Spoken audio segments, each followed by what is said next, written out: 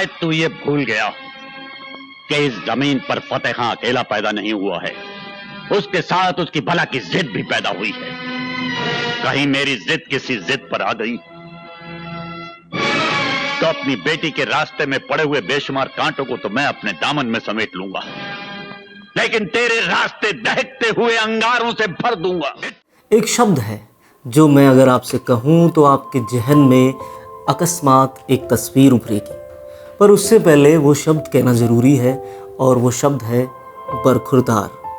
अगर आप हिंदी फिल्मों को देखते आ रहे हैं तो शंखतराज की छैनी से तराश कर एक तरफ रख दी गई बेहद कीमती आवाज़ आपको याद आएगी, जो कंठ से झूलती हुई बाहर निकलती है। उसकी गूंज दीवार में दरार पैदा कर सकती है और सुर्ख लाल आंखों में आवाज़ के साथ ही स्टोव के भभकने पर उठी लौ और चिंगारियां आपको नज़र आएंगी। इतनी बातें कह देने के बाद भी प्राण साहब का चेहरा अगर आपके जहन में न आ पाया हो तो फिर आपको फिर से अपनी फिल्म देखने के शौक़ पर मेहनत करनी पड़ेगी।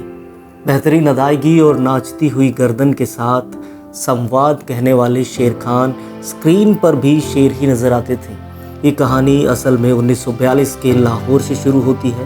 दरअसल लाहौर में प्राण के पास एक्टर होने का तमगा तो था, लेकिन अब जब प्राण वहाँ की फ़िल्मों में काम करते थे तो बम्बईया फिल्मों में उन्हें काम करने का शुरू चढ़ा। लेकिन बम्बई ने लाखों सपने देखने वालों की हमेशा कड़ी परीक्षा ली है।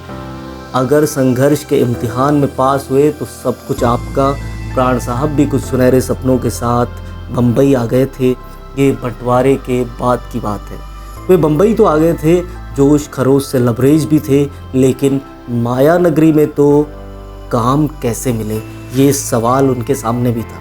प्राण साहब शादीशुदा थे और लाहौर में उनका नाम भी था। दरअसल प्राण साहब फिल्मों में आने से पहले लाहौर में फ़ोटोग्राफ़ी का अपना व्यवसाय संभालते थे। उस ज़माने में 200-300 रुपये महीने की तनख्वाह हुआ करती थी। वो नवाबों की तरह रहा करते थे। परिवार में शान शौकत की कोई कमी नहीं थी। वहीं यूं ही पहली फिल्म भी उनको मिल गई थी। ये पाकिस्तान की फिल्म थी, नाम था यमला जट।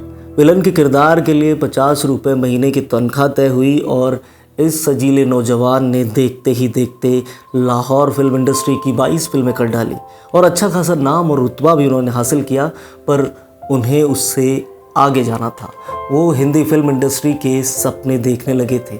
वो बम्बई के सबसे ख़ास ताज होटल में आकर पत्नी के साथ रुके और काफ़ी दिन तक वहीं उन्होंने गुजारे। रोल ढूंढने के साथ उन्होंने छोटी मोटी नौकरियां भी की। उन्होंने मरीन ड्राइव के पास होटल डेलमार में एक नौकरी की। यहाँ से वो बढ़ते खर्चे को कम करने के लिए एक गेस्ट हाउस में जाकर रहने लगे। इसी बीच प्राण साहब की दोस्ती शहादत हसन मंटो से हुई, जो कमाल के लेखक रहे।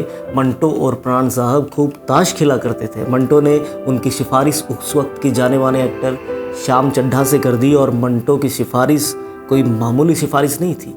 फिर 1948 में प्राण साहब को वो मौका मिला जिसने उन्हें बॉलीवुड में खौफनाक विलन बनाया, जिसके खौफ और दहशत की वजह से माँ बाप की अपने बच्चों के नाम प्राण के नाम पर रखने की उम्मीदें जाती रही। ये फिल्म थी जिद्दी।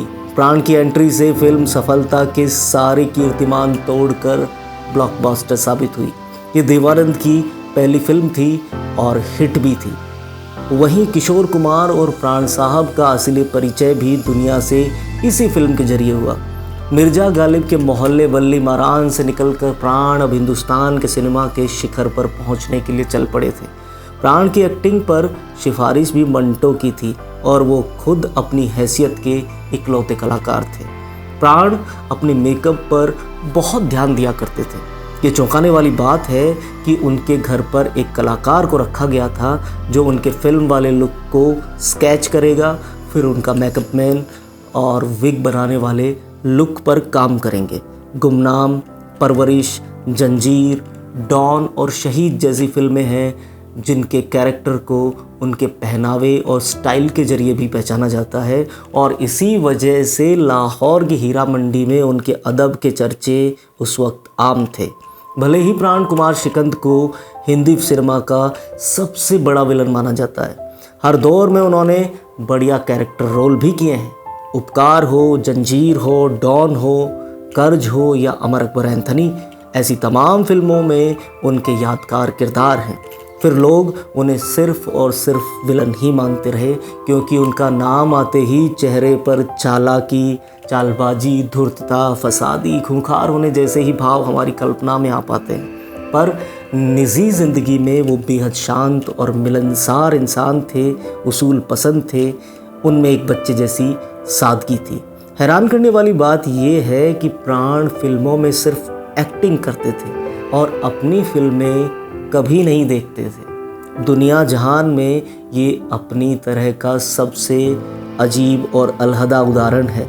किसी एक्टर के बारे में 1973 में उनकी एक फिल्म आई थी, उसका नाम था बेईमान। उसके लिए उनको बेस्ट सपोर्टिंग एक्टर का अवार्ड दिया गया, लेकिन उन्होंने उसे लौटा दिया क्योंकि उन्हें ये ठीक नहीं लगा। साथ ही उसी साल की गुलाम हैदर की पाकीजा की बजाय बेस्ट म्यूज़िक का अवार्ड शंकर जयकिशन को दिया गया और प्राण साहब ने बड़ी ईमानदारी और सच्चाई से ये कहा कि इस अवार्ड के असली हकदार गुलाम हैदर और उनके फिल्म पाकीजा है। उस फिल्म के गाने कालजयी हैं और आप प्राण साहब की दूरदर्शिता का अंदाज़ा लगा सकते हैं कि पाकीजा के गाने सच में आज तक लोग उतने ही जज्बे से सुनते हैं। प्राण खुद कहते थे कि वो बदनाम ही रहना चाहते हैं, क्योंकि उसी बदनामी ने उन्हें शोहरत दी है। रास्ते में हर कदम पर दुआ मांगना तो यही दुआ मांगना, तुम जेल में जाओ मगर रघुवीर सिंह की जेल में न जाओ। अपने 7 दशक लंबे करियर में प्राण ने कई सारी फिल्मों में तमाम तरह के रोल किए। उन्होंने जिद्दी, आज़ाद, अमर अकबर एंथनी, देवदास, राम श्याम, गद्दार, धर्मवीर, सन्यासी, उपकार और परिचय जैसी फिल्मों में काम किया। 12 जुलाई 2013 को 93 साल की उम्र में प्राण साहब का निधन हो गया। प्राण साहब 12 जुलाई 1920 को पैदा हुए थे।